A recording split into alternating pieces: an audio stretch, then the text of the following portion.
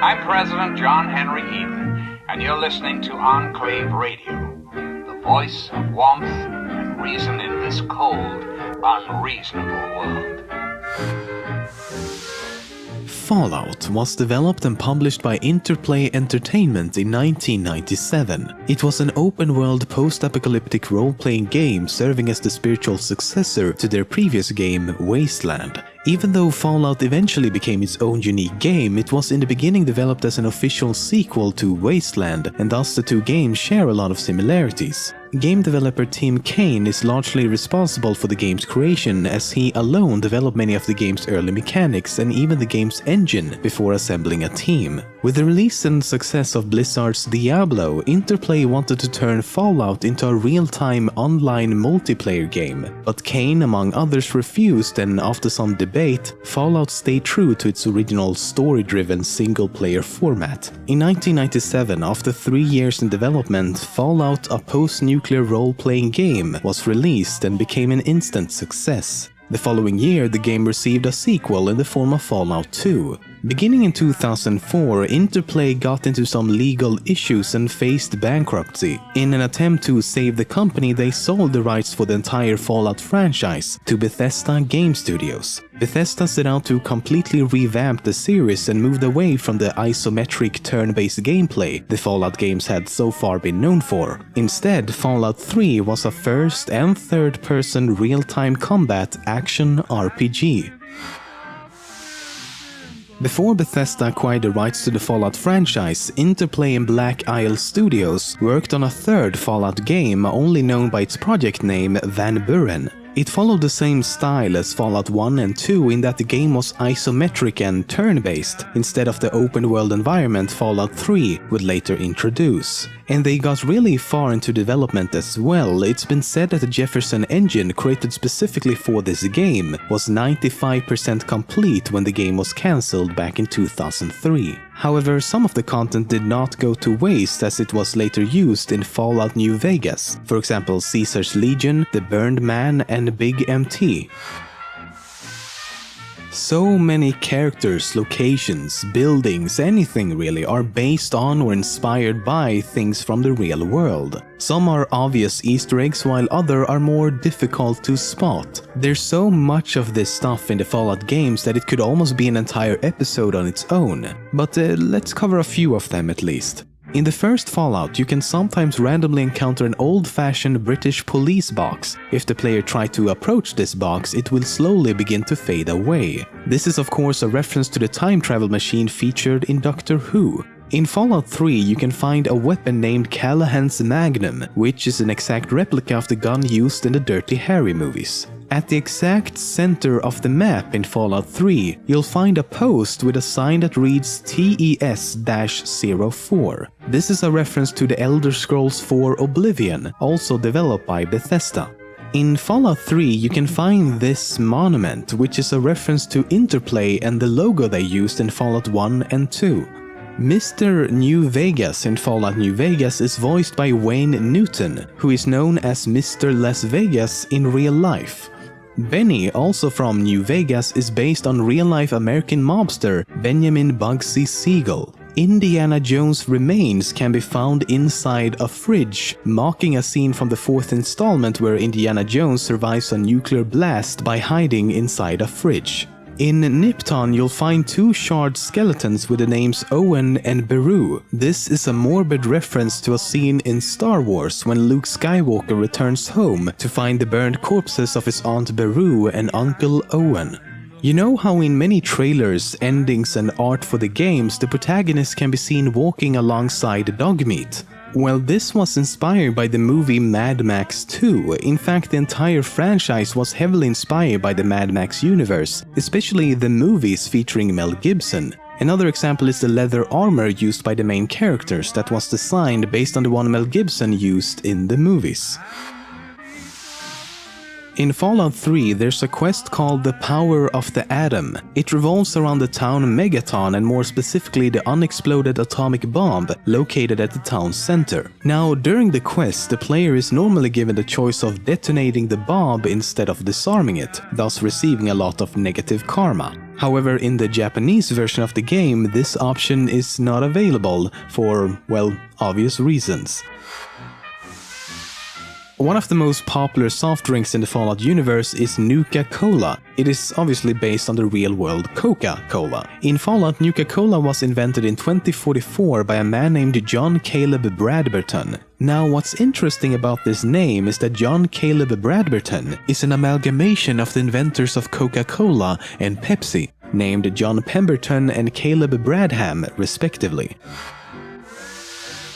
In Fallout 3 and New Vegas, there's a weapon called Fat Man, which is a tactical nuclear catapult. In more simple terms, you can shoot nukes from your frickin' shoulder. The name is taken from the atomic bomb dropped on Nagasaki, Japan at the end of World War II. This thing is obviously not real, though, right? Well, it does kind of exist in real life. It was based on the very real weapon called the M28, M29, or simply the Davy Crockett. The Davy Crockett. The round was set for a low height of burst. It detonated perfectly, releasing its lethal radiation. It could fire a small atomic round, releasing extreme and deadly amounts of radiation. It was developed during the Cold War and was deployed with US Army forces between 1961 and 1971. The biggest difference is that in the game the weapon is shoulder mounted, while in real life it stands on a tripod.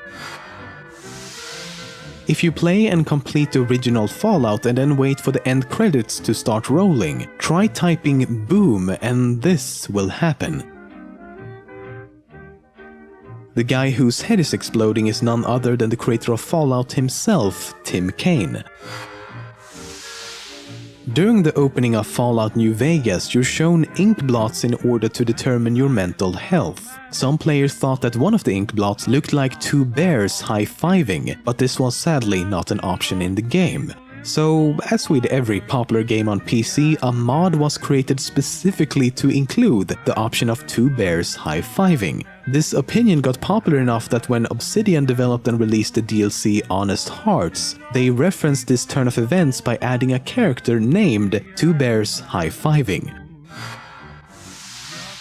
In Fallout 2, there's a religious sect called the Hubologists, who believe in the religion of Hubology. They can be found in the former city of San Francisco and was founded by a man named Dick Hubble. This is all a parody of the real-world religion of Scientology, which was founded by science fiction writer L. Ron Hubbard. It even parodies famous Scientology advocate Tom Cruise and his wife at the time, Nicole Kidman, in the form of two characters named Juan Cruz and Wiki Goldman.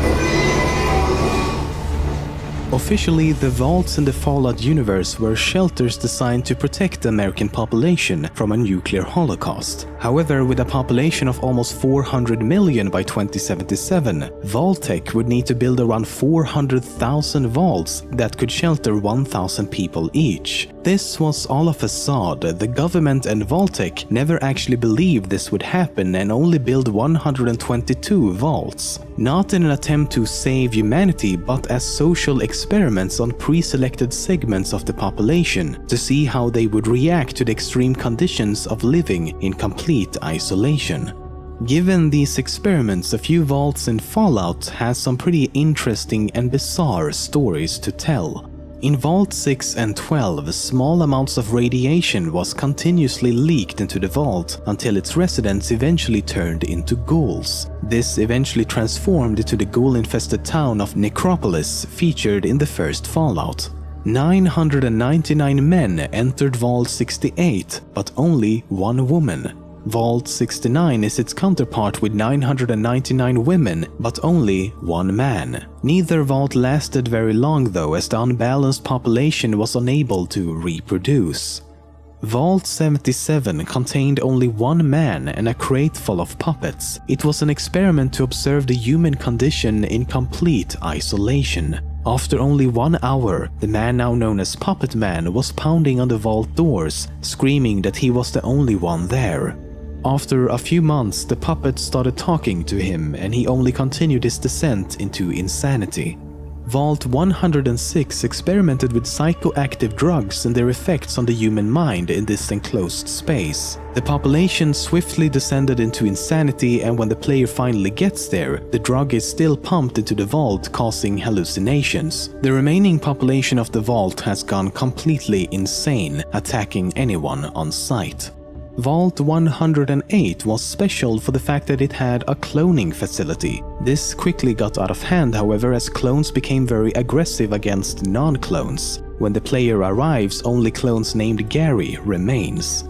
Upon arriving at Vault 11, the inhabitants were told by a computer that they must sacrifice one person per year or everyone would die. The decision process was settled by a democratic voting system, and life continued as normal inside the vault. Well, except for the killing one person every year part. After a while, some people wanted a lottery instead of a democracy, and arguments quickly turned violent. People started killing each other, and at the end of it all, only 5 remained. These 5 survivors made a pact to commit suicide together and refused to sacrifice any one person. Only then was it revealed that they had been living a lie. A year had passed and no one died because that was exactly what the computer wanted. The computer simply wanted them to defy the rules. Knowing that these years of sacrifice had been for nothing, 4 out of the 5 survivors decided to commit suicide anyway. The remaining vault dweller then left Vault 11, and his identity has since never been revealed.